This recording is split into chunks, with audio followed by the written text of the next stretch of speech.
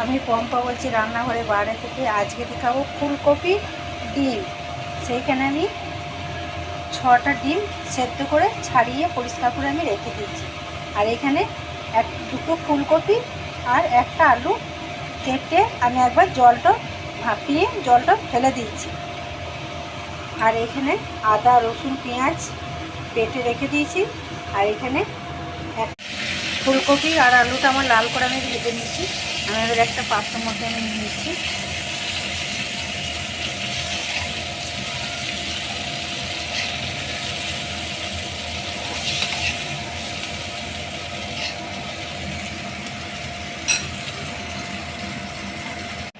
মোটামুটি আমি ওই তেলের মধ্যেই আমি পেঁয়াজটা দিয়ে দেবো।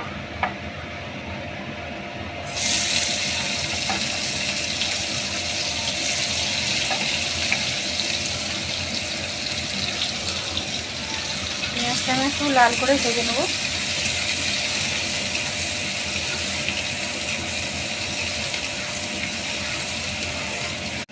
মোটামুটি আমার কাঁচা গন্ধটা চলে গিয়েছে। এই যে লাল করে আমি ভেজে নিয়েছি। সেইখানে আমি এই চামচে 2 চামচ দই নিয়ে নিয়েছি, টক দই। সেইখানে আমি মশলাটার মধ্যে দিয়ে দেব।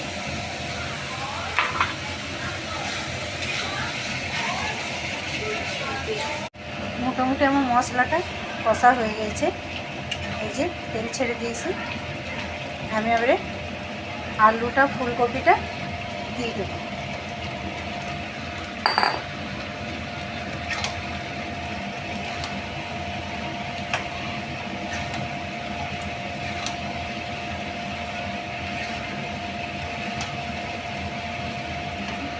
আর মোটামুটি আমার রেডি কষা।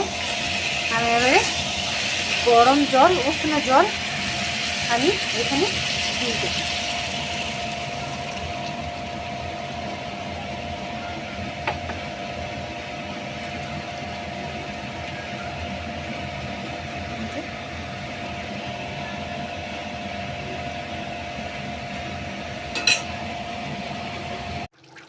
মোটামুটি আমার রান্না রেডি।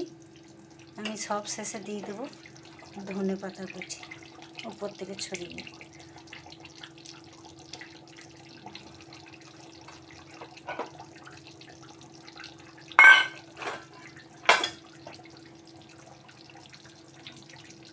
আমি এবার একটা পাত্রের মধ্যে নিয়ে নেব।